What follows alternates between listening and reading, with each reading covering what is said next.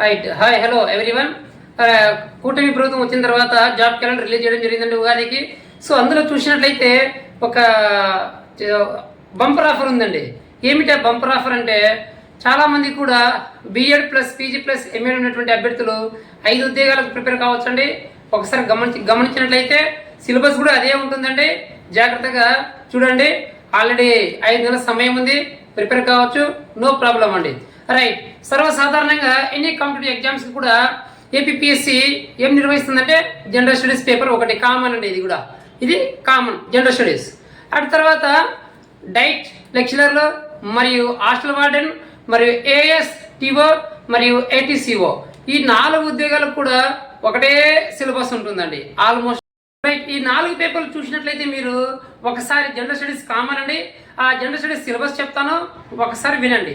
Right. ఆ general studies syllabus ఏంటంటే AP history మరియు ఇండియన్ హిస్టరీ, జియోగ్రఫీ, అటు ఏపీ ఇటు ఇండియన్ జియోగ్రఫీ, మరియు current affairs, mental ability, polity, economy, ఇవి సర్వసాధారణం, సైన్స్ అండ్ టెక్నాలజీ. ఇది జనరల్ స్టడీస్ అండి. ఇక రెండో పేపర్ ఏముంటుందంటే ఈ 4 రకాల ఎగ్జామ్లకు అన్నిటికి కూడా అటు డైట్ కావచ్చు, హెచ్డబ్ల్యూ హాస్టల్ వార్డెన్ పోస్ట్ కావచ్చు, లేదా ఏఎస్డబ్ల్యూఓ ఈ ఏసీటీఓ పోస్ట్ కావచ్చు, వీటన్నిటి కూడా రెండో పేపర్ ఏంటంటే ఎడ్యుకేషన్ కామన్ అండి. ఈ ఎడ్యుకేషన్ పేపర్లో ఏంటంటే ఈ చూసినట్లయితే ఒకసారి 3 విభాగాలుగా చర్చన పెట్టుకోవచ్చు అండి. ఇక్కడ చర్చ జరుపుకోవచ్చు. ఆ 3 విభాగాలు ఏంటంటే ఫస్ట్ ఆఫ్ ఆల్ విద్య తత్వశాస్త్రం అండి, విద్య మన విజ్ఞాన శాస్త్రం, ఆ విద్య ధోరణులు trend in education. So philosophy, psychology, trend in education. Right. ఫిలాసఫీలో ఒకసారి చూసినట్లయితే ఏమేమి ఉంటాయంటే విద్య తత్వశాస్త్రం, అర్థం, స్వభావం, పరిధి నెంబర్ 1. నెంబర్ 2 వాదాలు. 5 వాదాలు ఉన్నాయి కదండి. భావవాదం, ప్రకృతివాదం, యథార్థవాదం, అస్తిత్వవాదం, వ్యవహారిక సత్తావాదం. ఈ వాదాల గురించి మరియు విద్య తత్వాలు, ఆ వాదాల గురించి ఎవరు చెప్పారు?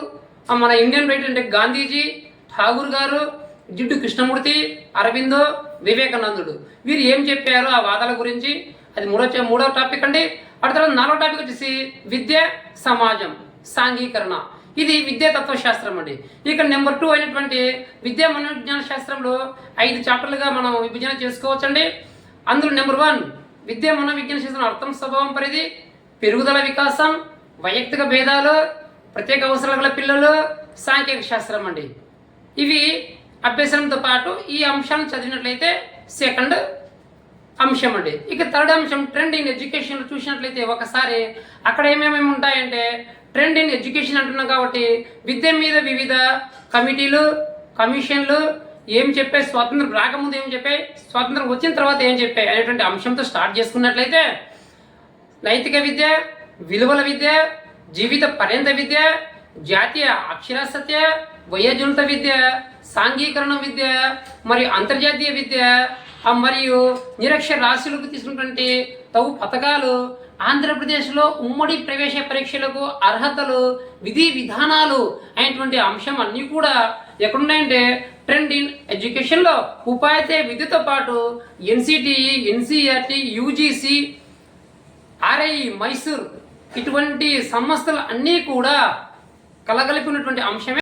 ఈ విధంగా ఈ 3 అంశాలను చూసుకున్నట్లయితే మనము హాస్టల్ వార్డెన్ పోస్టులు మరియు అసిస్టెంట్ హాస్టల్ వార్డెన్ పోస్టులు మరియు ట్రైబల్లో మరియు సోషల్ వెల్ఫేర్లు కూడా ఉన్నాయి ఇందులో. వాటికి మరియు డైట్ లెక్చరర్లకు మరియు బిఎడ్ లెక్చరర్లకు ఇవే అంశాలు ఉంటాయి. ఈ అంశాలను గమనించి కాస్త మెటీరియల్ సేకరించుకొని చదివినట్లయితే ఖచ్చితంగా ఏదో ఒక ఉద్యోగం అనేది సాధించవచ్చండి.